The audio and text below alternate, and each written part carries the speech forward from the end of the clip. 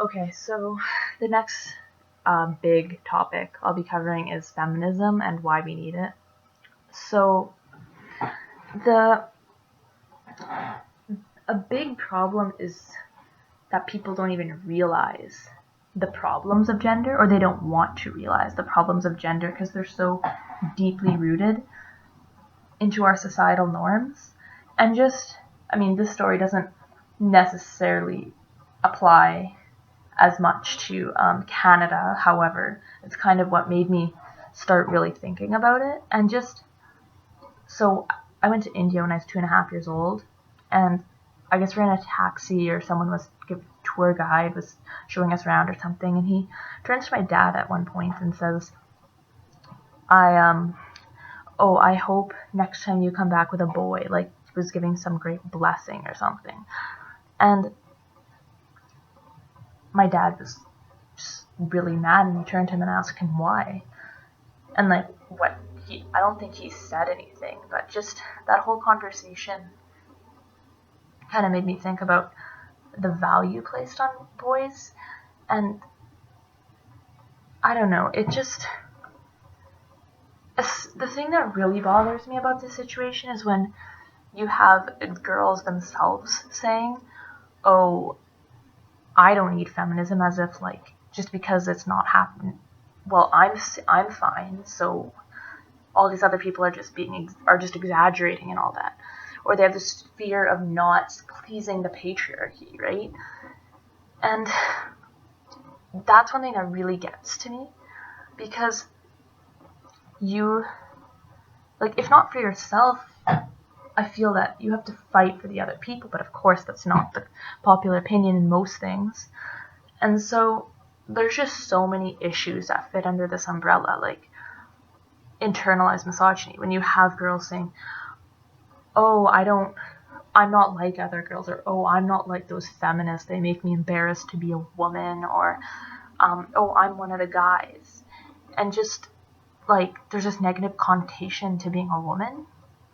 And before I continue, I should just clarify there's a lot of different types of feminism, but I'm an intersectional feminist, meaning I support all, well, everybody, but specifically all women, meaning women who are transgender and women of color as well, just clarifying that. And so the big thing is our gender norms and societal norms. So the thing is, you have this image of what females should be like. They should be nice and proper, and they have to dress up, but they can't dress too revealing because then they'll be a slut, which is a completely other issue, just about why that word exists in the first place. But you have to dress feminine still, and just you have to be this and you have to be that, but you can't be this. And just, oh, and we can't be too aggressive because then we're being threatening to men. But I don't really give a shit if I'm being threatening to men. However,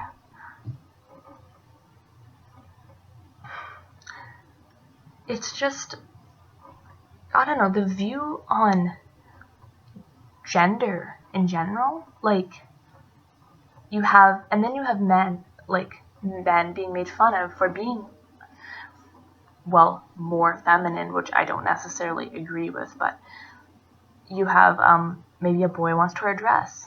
Great.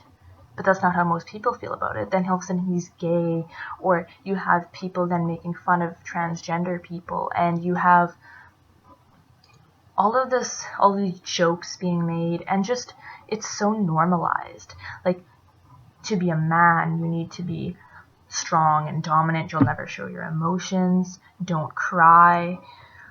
And, oh, you're sexually dominant in everything. And then, woman, you're respectful and nice. You wear nice dresses. You dress up. You please men. And you have to fit into those, or else you're challenging the gender norms and you don't fit in. So a lot of people feel pressure to fit the gender norms. And so then, because those are like that's toxic masculinity, and then there's hyper femininity, and then it translates into the clothing, then it translates into what you buy your kids, and it's just this repeating cycle.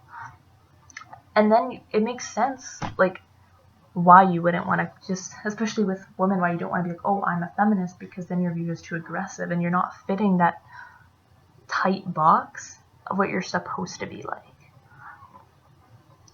And then there's this confusion of misandry and feminism. Like, if I'm like, oh, I'm a feminist, and then people, or if someone says they're a feminist, and people are like, oh, I'm not a feminist because I don't hate men. And it's like, no, I said I'm a feminist. I believe in gender equality. I didn't say I'm a misandrist, a person who hates men.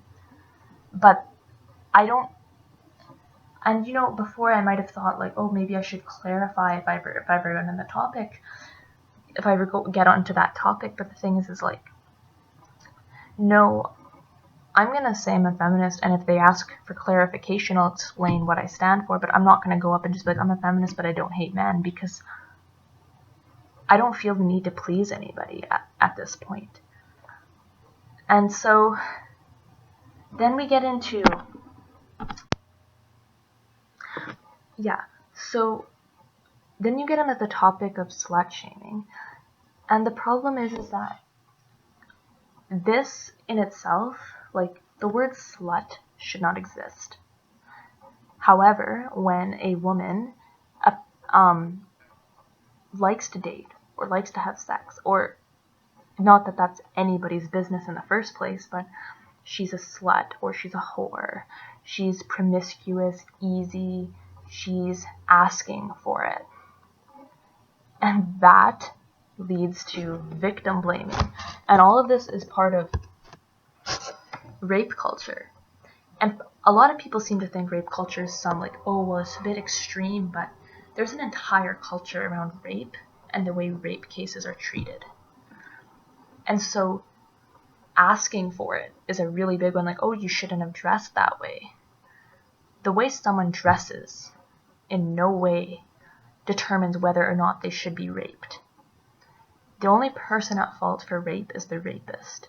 It doesn't matter, like, because someone might say, oh, well, your skirt is too short, or you talk about being bisexual, or you talk about sex openly, and so obviously people are gonna, obviously you deserved it, you should have been more careful. Well, what a victim or a person, anybody does not mean they should be getting raped. And I don't know why that's such a difficult concept for people to understand. But that's something that really needs to change. And that's one of the big reasons that I'm so passionate about feminism and social justice. Another problem with slut shaming is that, so while you're slut shaming the girls, the men are like, they're studs, or they're becoming men or whatever for doing the exact same thing, when neither of those things should exist, because it's really nobody else's business.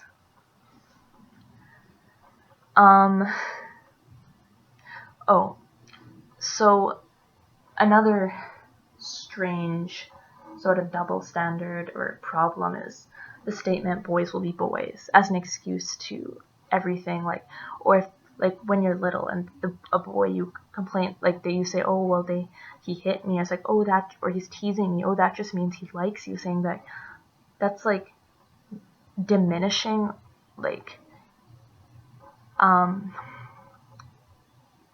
violence. Or like, if someone's pushing you around, they're pushing you around. I don't care if they like you or not. They're like, if you're bothered by, like, that's hurting you. Or teasing you, like, we're romanticizing all this stuff at such a young age, and we're normalizing it and making it seem like it's not a problem. And another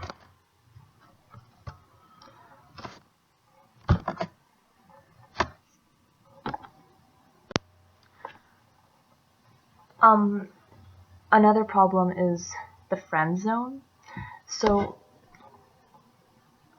basically the friend zone is saying, first of all, it's saying like friendship, oh, it's like such a terrible thing, and then it's basically being like, oh, if you're like a decent person, like a decent guy, you deserve the girl, and you're making her some sort of prize. And actually, Daniel Radcliffe puts it really well, so I'm gonna quote him. Friend zoning is a terrible thing. The idea of a friend zone is like a terrible male. Have you ever heard a girl say she's in the friend zone?